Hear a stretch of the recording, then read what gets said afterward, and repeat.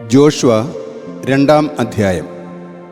നൂനിൻ്റെ മകനായ ജോഷുവ ഷിത്തിമിൽ നിന്ന് 2 ചാരന്മാരെ നിങ്ങൾ പോയി ദേശവും ജെറീക്കോയും നിരീക്ഷിക്കുവിൻ എന്ന് പറഞ്ഞ് രഹസ്യത്തിൽ അയച്ചു. അവർ യാത്ര ചെയ്ത് റാഹാബ് എന്നു പേരുള്ള വേശ്യയായ ഒരുവളുടെ വീട്ടിൽ ചെന്നെത്തി. അവിടെ അന്തിയുറങ്ങി.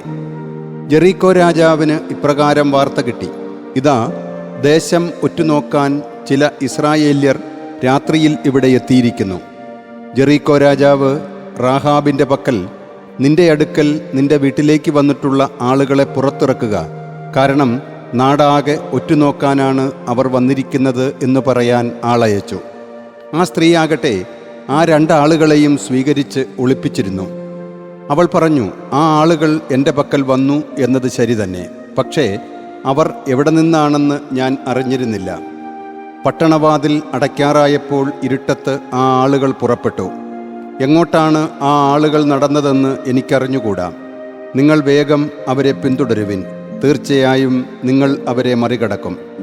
അവളാകട്ടെ അവരെ തട്ടിലേക്ക് കയറ്റി തട്ടിൻപുറത്ത് തനിക്കായി അടുക്കി വച്ചിരുന്ന ചണത്തുണ്ടുകൾക്കിടയിൽ ഒളിപ്പിച്ചിരുന്നു. അപ്പോൾ ആളുകൾ ജോർദാനിലേക്കുള്ള വഴിയെ കടവുകൾ വരെ അവരെ പിന്തുടർന്നു. അവരെ അനുധാവനം ചെയ്തവർ പുറത്തു കടന്നതോടെ കവാടം അടയ്ക്കുകയും ചെയ്തു. അവർ കിടക്കുന്നതിന് മുമ്പേ അവൾ തട്ടിന്മേൽ അവരുടെ അടുത്തേക്ക് കയറി ചെന്നു. അവൾ ആ ആളുകളോട് പറഞ്ഞു, കർത്താവ് നിങ്ങൾക്ക് ദേശം തന്നിരിക്കുന്നെന്നും നിങ്ങളെക്കുറിച്ചുള്ള ഭീതി ഞങ്ങളുടെ മേൽ നിപതിച്ചിരിക്കുന്നെന്നും നിങ്ങൾ മൂലം ദേശവാസികൾ മുഴുവൻ കിടിലം കൊള്ളുകയാണെന്നും ഞാൻ അറിയുന്നു. നിങ്ങൾ ഈജിപ്തിൽ നിന്ന് പുറപ്പെട്ടപ്പോൾ കർത്താവ് നിങ്ങൾക്ക് മുമ്പിൽ നിന്ന് ചെങ്കടൽ ജലം വറ്റിച്ചതും ജോർദാനക്കരെ നിങ്ങൾ ഉന്മൂലനാചാരവിധേയമാക്കിയ സീഹോൻ, ഓഗ് എന്നീ 2 അമോരി രാജാക്കന്മാരോട് നിങ്ങൾ ചെയ്തതും ഞങ്ങൾ കേട്ടിട്ടുണ്ട്. ഇത് കേട്ടപ്പോൾ ഞങ്ങളുടെ മനസ്സിടിഞ്ഞു.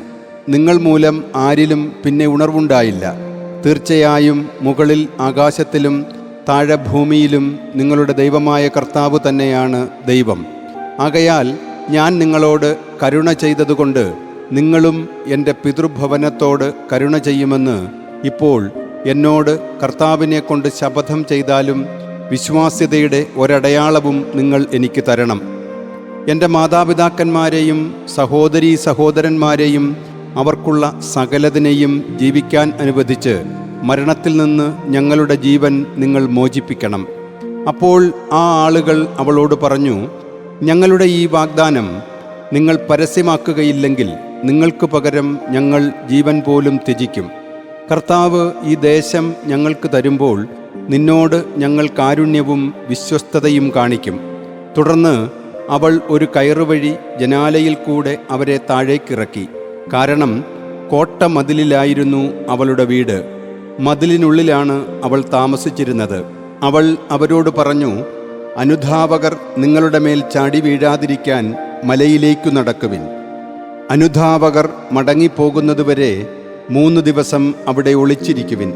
അതിനുശേഷം നിങ്ങൾക്ക് നിങ്ങളുടെ വഴിക്ക് പോകാം. ആ ആളുകൾ അവളോട് പറഞ്ഞു, ഞങ്ങളെക്കൊണ്ട് ചെയ്യിച്ച നിന്റെ ഈ ശപഥത്തിൽ നിന്ന് ഞങ്ങൾ വിമുക്തരാകുന്നത് ഞങ്ങൾ ഈ നാട്ടിൽ വന്നെത്തുമ്പോൾ നീ ഞങ്ങളെ ഇറക്കിവിട്ട ജനാലയിൽ ഈ ചെമന്ന അളവ് ചരട് കെട്ടിയിട്ടില്ലെങ്കിൽ ആയിരിക്കും. നിന്റെ മാതാപിതാക്കന്മാരെയും നിന്റെ സഹോദരരെയും പിതൃഭവനം മുഴുവനെയും നിന്റെ പക്കൽ വീട്ടിലേക്ക് ഒന്നിച്ചു കൂട്ടിയിരിക്കണം. നിന്റെ വീട്ടുവാതിൽക്കൽ നിന്ന് തെരുവിലേക്ക് പുറപ്പെടുന്ന ആരും തൻ്റെ രക്തത്തിന് ഉത്തരവാദിയായിരിക്കും. ഞങ്ങൾ നിരപരാധരും. എന്നാൽ നിന്നോടൊപ്പം വീട്ടിലായിരിക്കുന്ന ആരുടെയെങ്കിലും മേൽ കയ്യബദ്ധം സംഭവിച്ചാൽ അവൻ്റെ രക്തത്തിന് ഞങ്ങളായിരിക്കും ഉത്തരവാദികൾ. ഞങ്ങളുടെ ഈ വാഗ്ദാനം നീ പരസ്യപ്പെടുത്തുന്ന പക്ഷം നീ ഞങ്ങളെക്കൊണ്ട് ചെയ്യിച്ച നിന്റെ ശപഥത്തിൽ നിന്ന് ഞങ്ങൾ വിമുക്തരായിരിക്കും. അത് നിങ്ങളുടെ വാക്കുകൾ പോലെ തന്നെ ആകട്ടെ എന്ന് പറഞ്ഞ് അവൾ അവരെ അയച്ചു.